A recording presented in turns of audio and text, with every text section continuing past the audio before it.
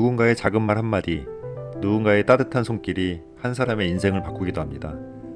평범한 하루 속에 피어난 진심과 사랑, 그리고 눈물의 이야기들. 지금부터 마음을 울리는 이야기, 감동사연 몰아보기와 함께 하시죠. 각 에피소드의 제목은 아래 더보기에 있습니다. 끝까지 들어주시고 공감하셨다면 구독과 좋아요, 그리고 댓글로 응원해주세요. 아들이 첫 직장 들어간 지 한 달째 되던 날, 퇴근해서 돌아와서는 저녁 먹고 좀 쉬다가 엄마 급한 볼 일 있어서 좀 나갔다 올게요 하고 나가더라고요.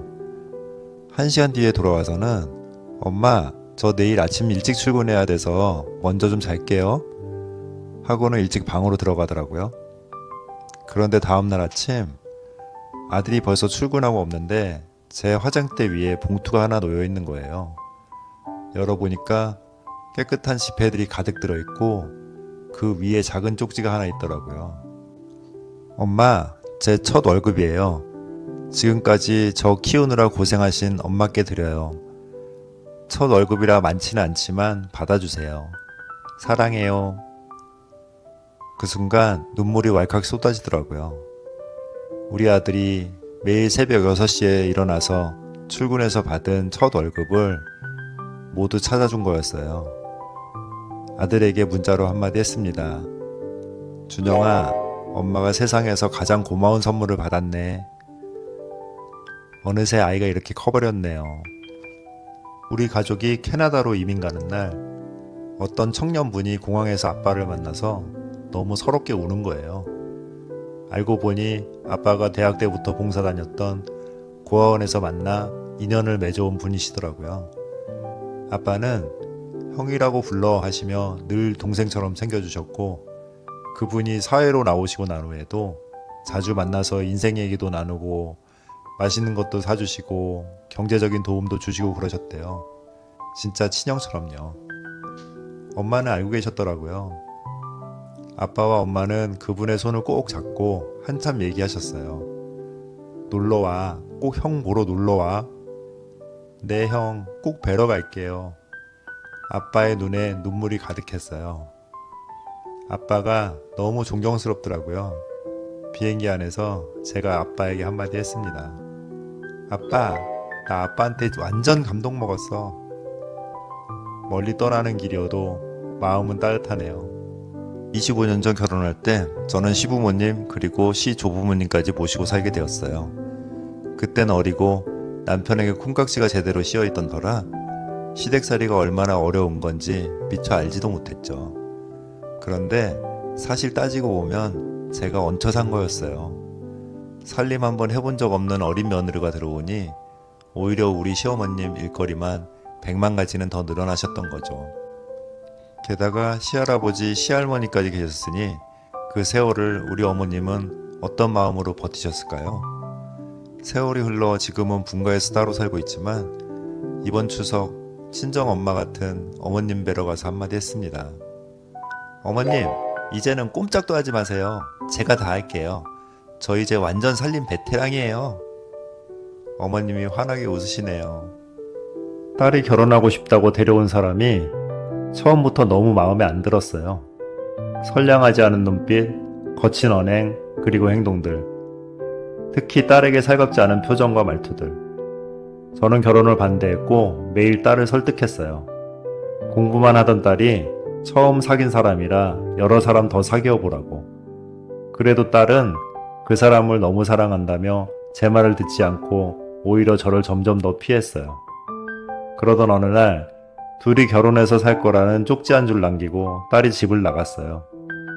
딸을 찾고 기다리며 눈물로 지새운 고통스러운 1년이 지났을 때쯤 어느 날 딸에게서 전화가 왔어요. 엄마, 나 좀 데리러 와줘.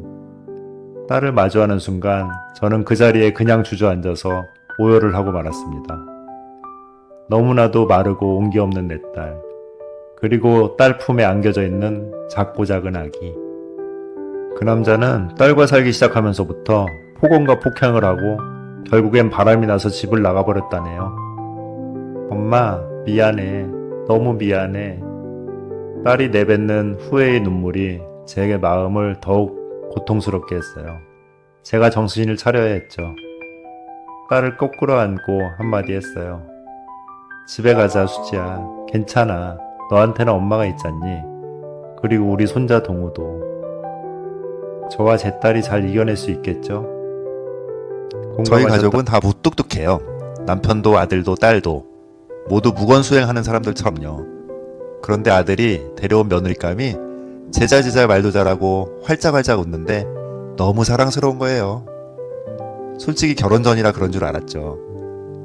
결혼 후 몇 해 지났을 때 어느 추운 겨울이었어요. 전철역에서 내려서 걷고 있는데 저 멀리서 어머님, 아버님 하며 달려오는 며느리. 추위에 빨갛게 언 두 손에는 하얀 봉투를 들고 있었어요. 군밤 사가지고 댁에 가는 길인데 어머님, 아버님 좋아하시잖아요. 요즘 군밤 파는 데가 잘 없어요. 일부러 여가까지 가서 사왔어요. 그러더니 남편 팔짱을 딱 끼면서 환하게 웃더라고요. 시아버지 팔짱을 끼며 걷는 내 며느리. 제가 며느리에게 한마디 했습니다. 어머, 샘나네. 내 팔도 여기 있다, 아가. 우리 집에 복덩이가 들어왔네요. 무더위가 정점을 찍은 그날, 오늘도 어김없이 세탁기 고장 수리가 접수된 집으로 발걸음을 옮겼어요. 전 이미 도착 전에 온몸이 땀으로 범벅되어 있었지요.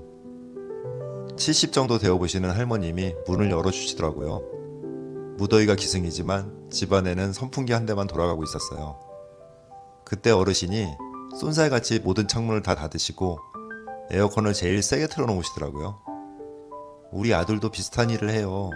얼마나 덥겠어 하시며 순간 눈이 촉촉해지시더라고요.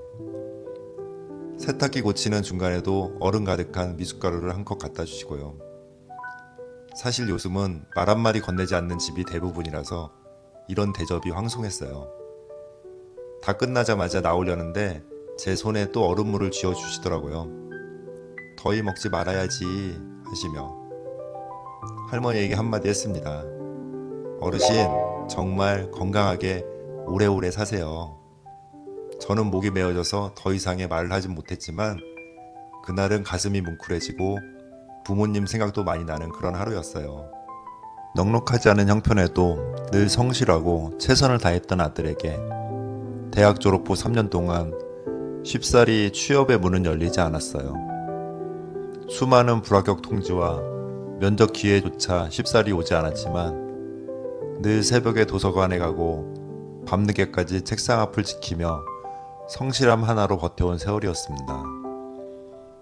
많이 좌절하고 힘들었을 텐데 내색 한번 하지 않는 게 더 마음이 아프더라고요. 그런데 오늘 아들이 떨리는 목소리로 전화가 왔네요. 드디어 원하던 회사에서 최종 합격 통지를 받았다고요. 아들에게 한마디 했습니다. 정말 수고 많았어. 애썼다.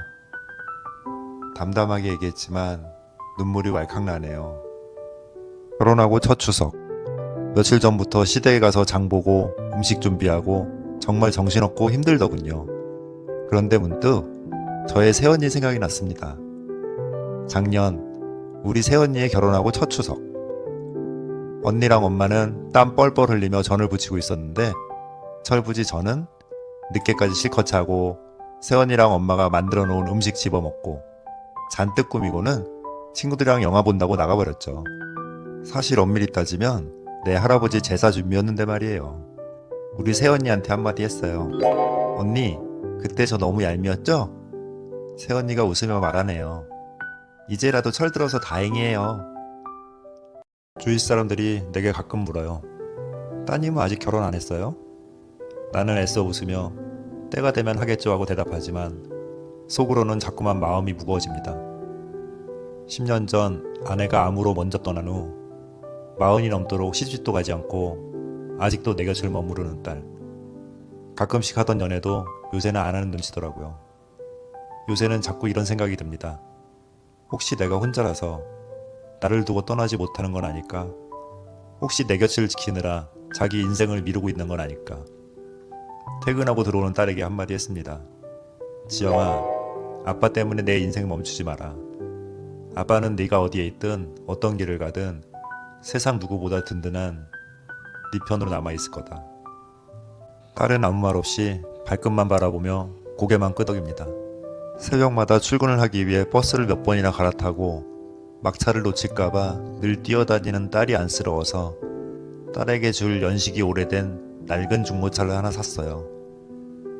점심시간에 딸의 회사 근처에서 점심 약속을 했어요. 아빠랑 밥 먹는 줄 알았던 딸이 제가 서프라이즈로 몰고 온 자기 차를 보더니 눈이 휘둥그레지더라고요. 좋아서 껑충껑충 뛰고 난리 났어요. 미안해 경미야. 아빠가 더 좋은 차를 사주고 싶었었는데. 새 차를 사주고 싶었지만 형편 때문에 낡은 중고차를 사주고 미안해하는 저에게 딸아이가 한마디 하더군요. 아빠 무슨 소리야. 이 차는 내 인생에서 최고의 차가 될 거야. 그리고 저를 꼭 안아주더라고요. 딸이 콧노래를 부르며 자신의 첫 차를 운전하며 점심 한턱 쏘겠다고 하네요. 풍족한 아빠는 아니지만 마음 많은 사랑으로 넘치는 제 마음을 딸이 알아준 거겠죠. 공감하셨다면 구독과 좋아요 그리고 댓글 남겨주세요.